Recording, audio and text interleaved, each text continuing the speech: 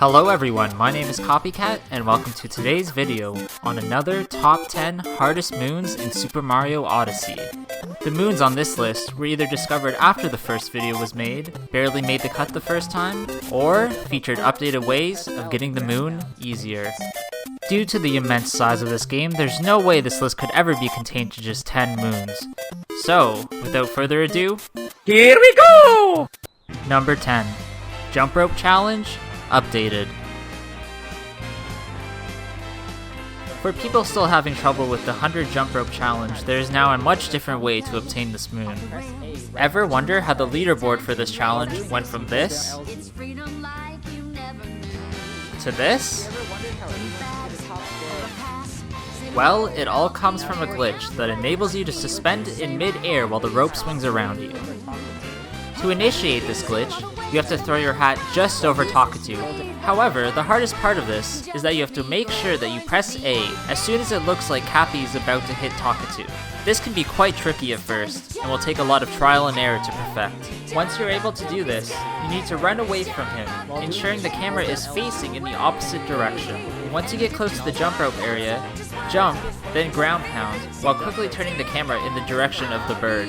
If done correctly, then you should be levitating and stuck in mid-air. You can pretty much put your controller down and just leave your system on, and eventually, you'll reach the max amount of jumps. Number 9. Hidden Room in the Flowing Sands. The only reason this one makes the list is because of how hidden the moon actually is. Although not a hard challenge to pass, this moon is located in an area that makes it seem like you would have to die before reaching the other side. Number 8. Walking on the Moon Again.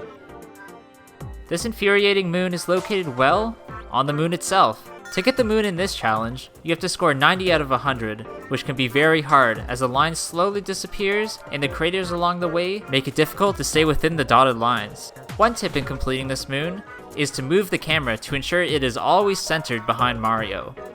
Also, if you make sure that you get the first visible section perfectly, making sure you get all those easy points goes a long way in getting a higher score. Number 7. Tussle in Tosterna Rematch.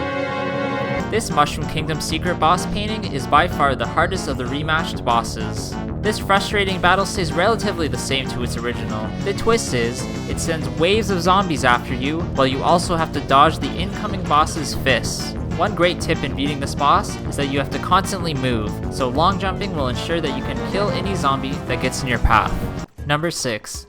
Diving from the Big Pot. Not a very apparent moon at first glance, this Luncheon Kingdom moon requires you to jump as a lava bubble from the big pot above to the small bowl below. Although it doesn't seem too hard at first, the awkward camera angle makes it very difficult. A good tip to make sure you have enough speed is to press Y to dash as the lava bubble, then jump, just avoiding the lip of the pot.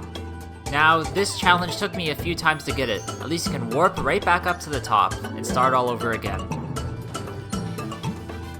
Number 5. Lake Kingdom Master Cup. At first glance, this Koopa Master Cup seems almost impossible as I was never able to beat the Golden Koopa going the regular route. To win this race, you have to think a bit outside the box. Instead of going the normal route with the other Koopas, the only way of winning is to jump over the wall to the left of the starting line. Doing a triple jump into a hat throw, then air diving into Cappy is the easiest way to get over the wall. From here, you are so far ahead that you just need to take the normal route to the finish line to win the race.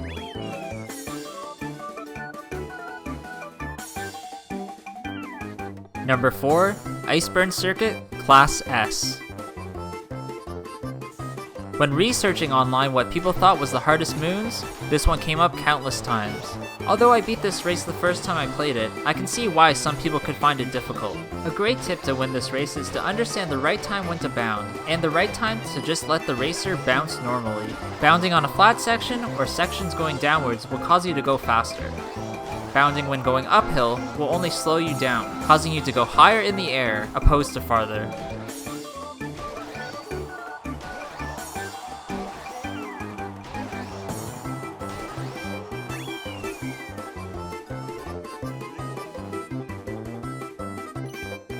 Number 3. Breakdown Road, Final Challenge. A level I only found about after creating the first list. This challenge requires you to have a giant bullet bill follow you while having to traverse between a large gap of blocks. I saw a lot of comments online saying that you need to roll on each block, but that just isn't the case. Long jumping from block to block is good enough, and getting this moon just takes a bit of practice.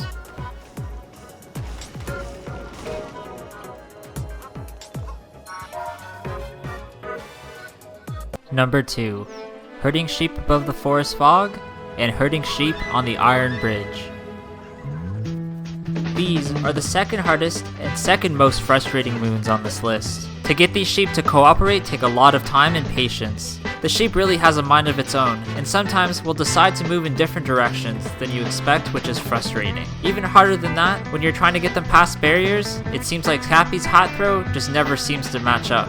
The first moon on this level requires you to guide the first sheep through a bunch of obstacles.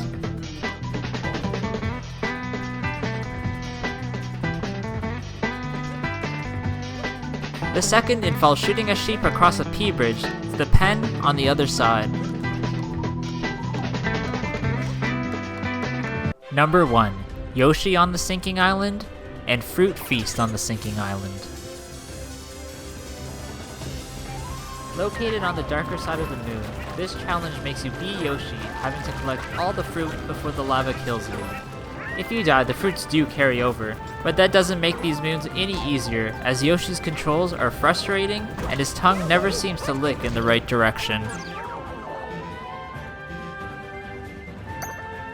To make these moons even harder, I tried to complete both tasks in one go. This self-challenge took ages, as Yoshi would miss many fruit and jumps along the way. One thing I eventually learned was to use Yoshi's tongue when jumping to easily get on top of the ledge. Eventually, with this trick, I completed my task. So with that guys, thank you so much for watching. I hope you enjoyed this video of another top 10 hardest moons. I'll be making a lot more videos in the future, but I really do want to get some feedback from you guys and see what videos you want to see. So please leave a like, comment below, and subscribe to my channel. Thanks a lot guys.